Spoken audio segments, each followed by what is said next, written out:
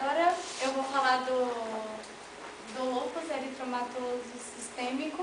A sigla LS é a doença comumente conhecida como lúpus, então nós vamos utilizar predominantemente essa nomenclatura, lúpus ou LES. No que se refere a essa doença, ela é uma doença multissistêmica e ela tem uma série de oscilações, ora com exacerbações, ora com remissões.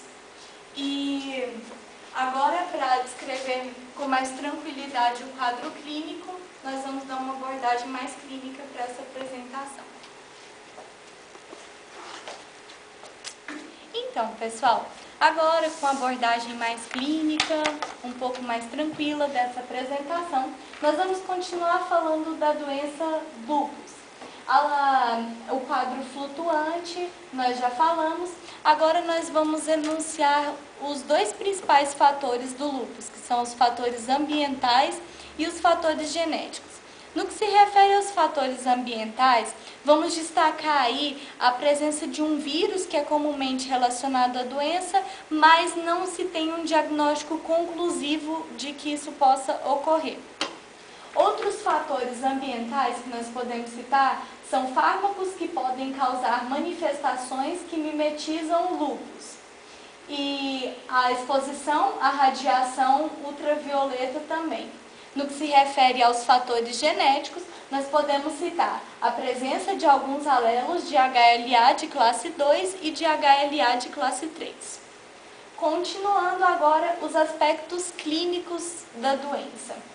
Então, os aspectos mais característicos, entre 80% e 100%, são manifestados nas articulações, pele e sangue. Os rins, o sistema nervoso central e o sistema cardiopulmonar, eles são acometidos em mais de 50% dos casos. E a trombose, ela é uma manifestação típica do lúpus, associada à presença do anticorpo anticardiolipina.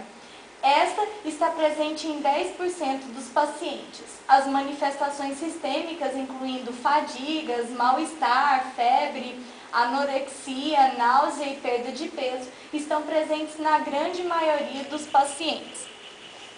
No que se refere, esses são os principais aspectos clínicos, então. E no que se refere ao tratamento, nós podemos citar para a artrite, miosite e acerose leve, medicamentos anti-inflamatórios, não esteroides e aspirinas.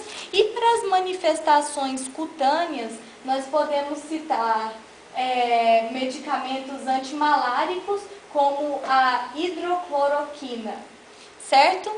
Só que esses medicamentos antimaláricos, eles devem ser ingeridos assim, com base em uma análise muito profunda do médico. É preciso que sejam feitos todos os exames hematológicos possíveis, porque a toxicidade desses remédios é muito alta, então precisa haver um cuidado nesse sentido. Vale destacar, por final, como a característica mais marcante do lúpus, que é a lesão em forma de asa de borboleta, e ela está exposta no nosso blog. Apesar de ela não estar na maioria dos casos de lúpus, ela seria sim a maior das características que nós podemos visualizar nessa doença.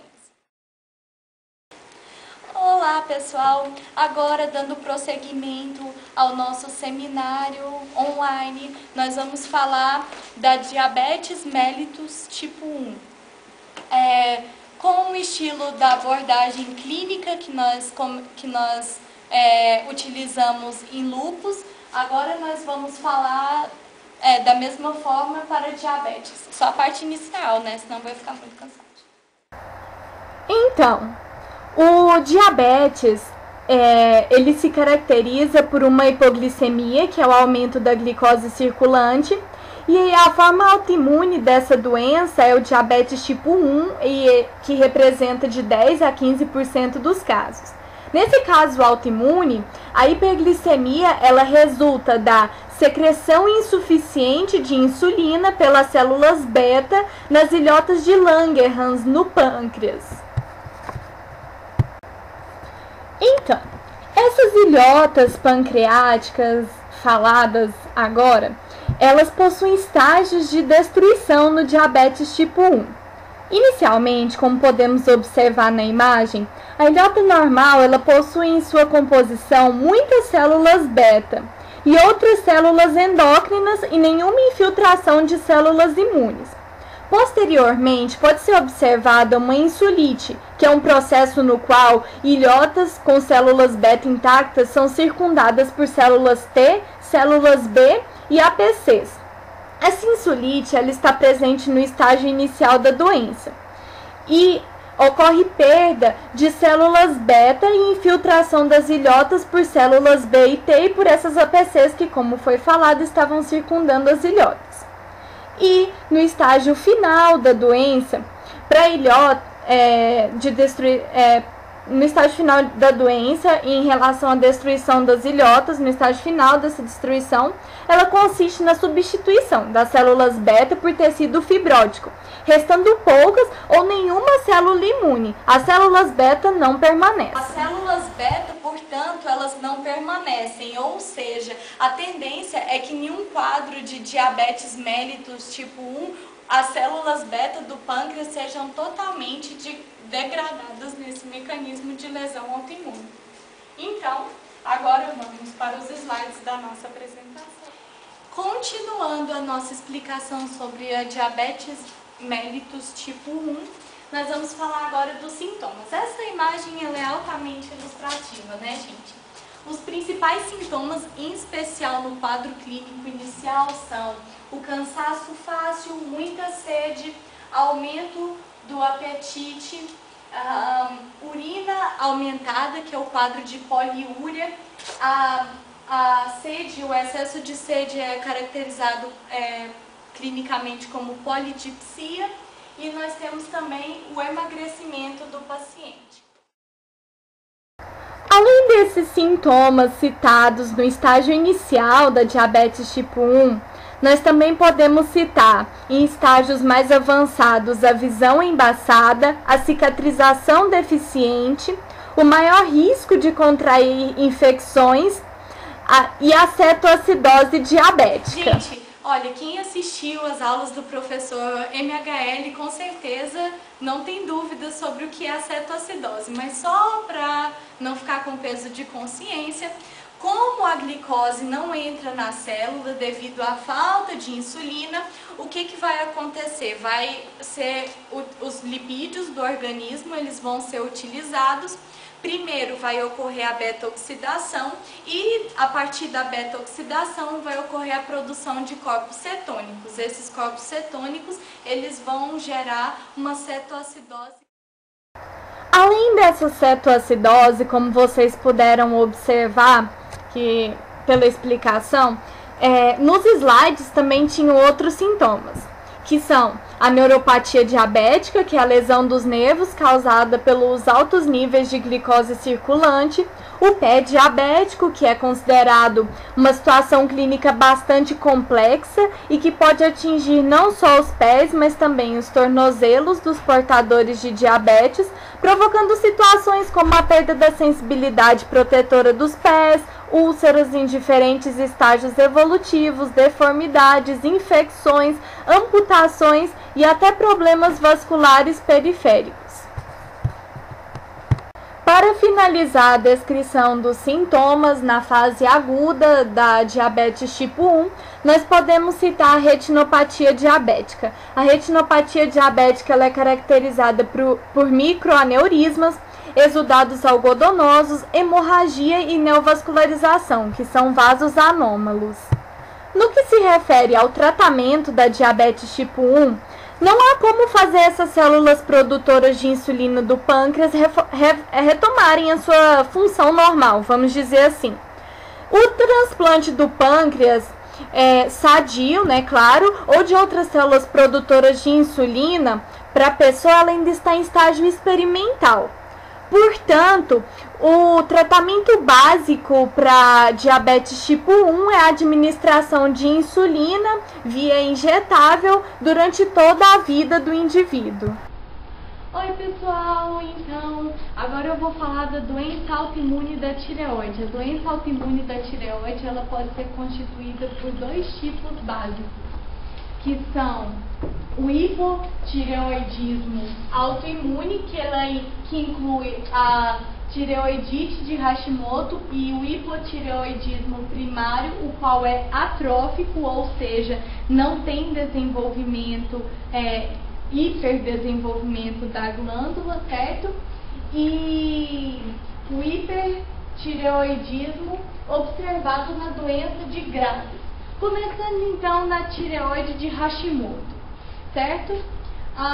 Os sintomas clínicos da doença seriam a fadiga, a intolerância ao frio, o ressecamento da pele, anorexia, raciocínio mental lento, ganho de peso, distúrbios menstruais, rouquidão da voz, reflexos anormais. Além disso, outro sinal que ocorre é o bócio. Lembrar que o bócio ocorre tanto na tireoide de Hashimoto quanto na doença de Graves. Além do bócio, que é o aumento da glândula tireoide, observa-se também que essa glândula ela tem consistência firme e algumas vezes até nodular ao exame, no caso da tireoidite de Hashimoto. Com o tempo, os processos desencadeados pela doença, eles resultam em perda de tecido tireoidiano e, consequentemente, no desenvolvimento do hipotireoidismo. No que se refere ao tratamento, o objetivo terapêutico é manter o eutireoidismo clínico, e bioquímico também, e a dose inicial de reposição com levotiroxina, que é o TSH, o hormônio TSH, é de 25 a 75 milicentigramas por dia. Porém, quando o paciente ele tiver mais de 65 anos ou ele apresentar coronariopatia, a reposição ela pode ser iniciada com dose menor, em torno de 12,5 até 25 milicentigramas por dia, sendo aumentada posteriormente em intervalos não menores que uma semana, conforme a tolerabilidade do paciente. Se refere à doença de Graves, vamos mudar o slide aqui.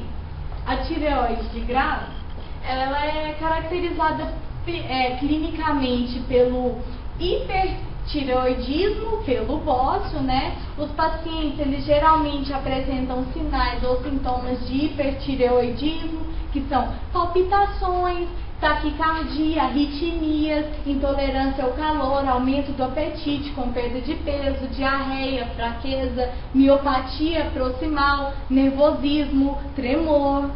E no que se refere à patogênese, os fatores de predisposição no âmbito ambiental são a alta ingestão de iodo, o estresse, que é um fator precipitante da doença. Inclusive, há vários vídeos na internet que se falam, olha, por um quadro de estresse eu desenvolvi essa doença autoimune. Esse aqui é um fato comprovado de que não é assim que funciona. As doenças autoimunes, em geral, elas são multicausais e elas,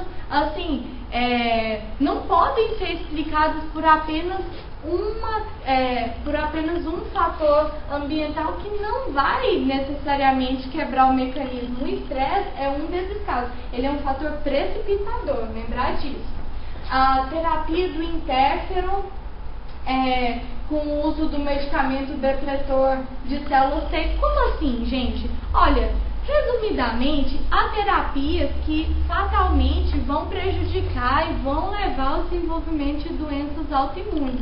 Essa terapia aqui é um exemplo de uma terapia que vai ajudar o paciente, mas a longo prazo vai gerar esse problema aqui, certo? Seria a doença de Graves. Vai gerar uma predisposição, Pode ser que, se ela não tiver outros fatores desencadeantes, não aconteça. No que se refere à questão sexual, o sexo feminino ele tem uma prevalência enorme de ocorrência dessa doença, uma razão de 7 para 1, que é uma razão muito alta. E destaca-se a presença de HLA-DR3, que propicia a ocorrência da doença, certo? Agora nós vamos falar do tratamento da doença autoimune da tireoide. No que se refere ao tratamento da doença de Graves, a tireoidite de Graves, o hipertireoidismo ele geralmente é controlado farmacologicamente e a resposta à terapia está associada ao declínio dos autoanticorpos contra o receptor de TSH. Os agentes usados, que são o carbimazol e a propiltiuracil, eles inibem a síntese dos hormônios tireoidianos. Se ocorrer recorrência dos autoanticorpos, pode ser necessária a realização da cirurgia ou da ablação da tireoide utilizando a técnica do iodo radioativo.